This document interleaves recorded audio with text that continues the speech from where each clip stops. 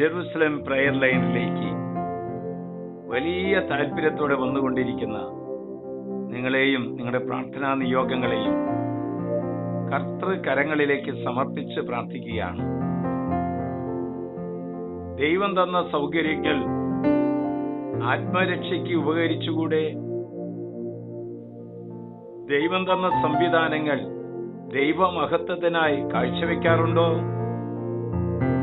ജ്ഞാനത്തിന്റെയും അറിവിന്റെയും മേഖലയിലേക്ക് എന്നെയും നയിക്കണമേ എന്ന് പ്രാർത്ഥിക്കാറുണ്ടോ?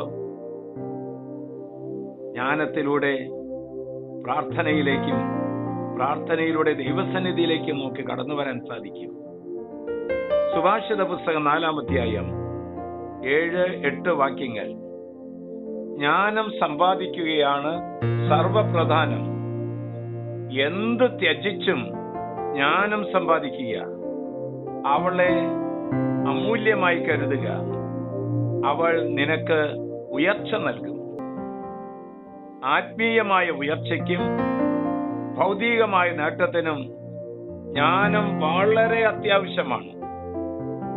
ആത്മീയമായ നിധി, പരിശുദ്ധാത്മന്റെ ഫലങ്ങൾ, പരിശുദ്ധാത്മന്റെ ദാനങ്ങൾ നഷ്ടപ്പെടുത്താതെ ജീവിക്കണമെങ്കിൽ ജ്ഞാനം ആവശ്യമാണ്. ജ്ഞാനം കർത്താവിനോടുള്ള ഭക്തിയാണ്. ആത്മാക്കൾ നഷ്ടപ്പെടുമ്പോൾ ഒരു ആത്മഭാരം നിനക്ക് തോന്നുന്നുണ്ടെങ്കിൽ നീ ജ്ഞാനിയാണ്. ഒരു വിദ്യാർത്ഥിക്ക് നല്ല തീരുമാനങ്ങൾ പഠനവേളയിലും പരീക്ഷാവേളയിലും എടുക്കണമെങ്കിൽ ജ്ഞാനം വേണം.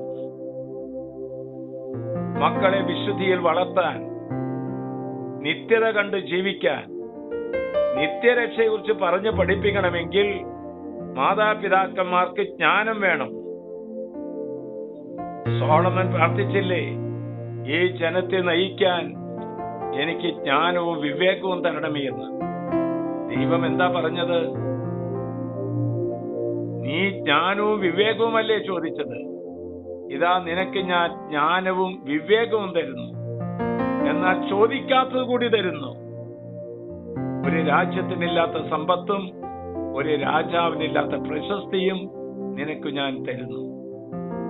മകളെ, വിദ്യാർത്ഥിനികളെ, പരീക്ഷകളിൽ ശരിയായ ഉത്തരം എഴുതണമോ? ജ്ഞാനം ആവശ്യമുണ്ട്. തിന്മയുടെ നടുവിൽ നന്മ തിരഞ്ഞെടുക്കണമോ? ജ്ഞാനം ആവശ്യമാണ്.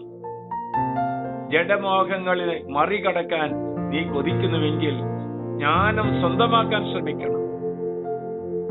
വിവേകപൂർണമായ തീരുമാനമെടുക്കാൻ നീ കൊതിക്കുന്നുണ്ടോ? ജ്ഞാനം സ്വന്തമാക്കണം. ശ്രദ്ധിക്കണേ, ജ്ഞാനം ലഭിക്കണമെങ്കിൽ അതിരാവിലെ ഉണർന്ന് വചനം വായിക്കുക, വചനം പഠിക്കുക.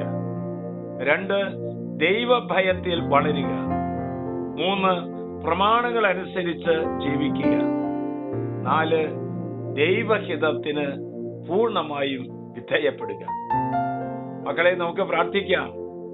വിവിധങ്ങളായ ആശുപത്രികളിൽ വെന്റിലേറ്ററിൽ കിടക്കുന്നവർക്ക് വേണ്ടി പ്രാർത്ഥിക്കാം.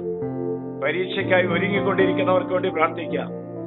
വിവാഹം നടക്കാതെ വിഷമിക്കുന്നവർക്ക് വേണ്ടി പ്രാർത്ഥിക്കാം. ആത്മീയ ജീവനിൽ വളരാൻ വേണ്ടി നമുക്ക് പ്രാർത്ഥിക്കാം. സുവിശേഷ വേല ചെയ്യാനായിട്ട് നമുക്ക് പ്രാർത്ഥിക്കാം.